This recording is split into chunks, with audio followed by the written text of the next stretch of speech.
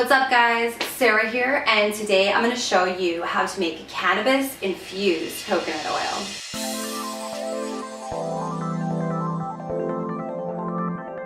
Okay, so a lot of people use coconut oil for baking, for making gummies, sauteing with their veggies, all sorts of stuff. And you can make coconut oil that has been infused with cannabis so that whenever you use it, you're getting all the medicinal benefits of that plant.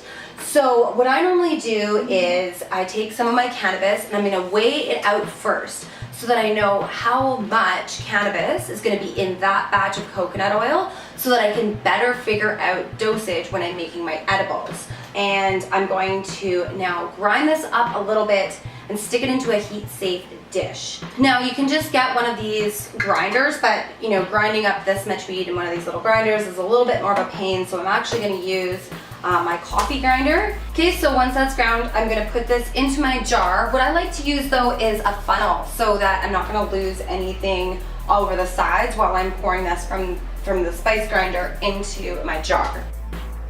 And then I'm just going to add melted coconut oil. I'm just going to pour this on top of there, enough to at least cover the cannabis. If you wanted to dilute this a little bit more, like have a lower dose edible, then you could fill it up even more with the coconut oil and then it wouldn't be so strong, right?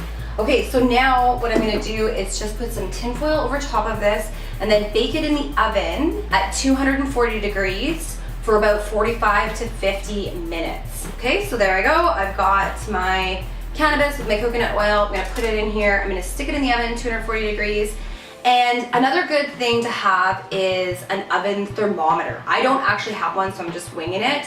But it's good to be able to check the temperature in your oven, and if it gets too hot, you want to open the oven, or maybe it needs to cook a little bit less, etc. Okay, so whatever, it's okay to do it without it. Now I'm just going to stick this in the oven and I'll be back in about an hour. Okay, so my coconut oil has been baking in the oven for about 45-50 minutes. I'm going to take it out of the oven now and strain it.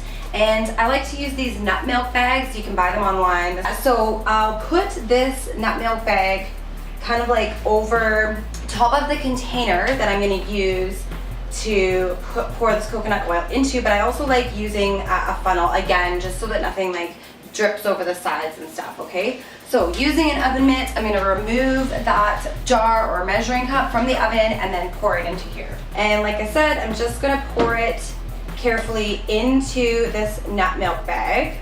And then what you can do is squeeze that out. Like I showed you in my tincture video, I like to just sort of hang it on the cupboard and let it drain out like that. And this is where the funnel is also really helpful, just in case anything drips down the sides.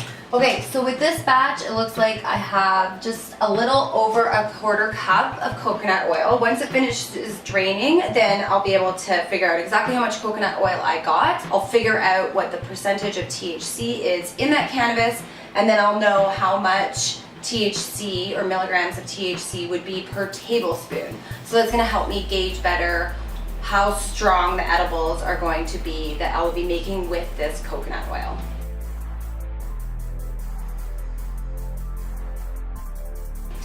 Okay, so I've squeezed out all of the coconut oil that I can from this mixture. Now what you could do is use this cannabis and run it through again in some new coconut oil. It would just obviously be a much lower dose. Anyways, there you go. That's how you make your cannabis infused coconut oil.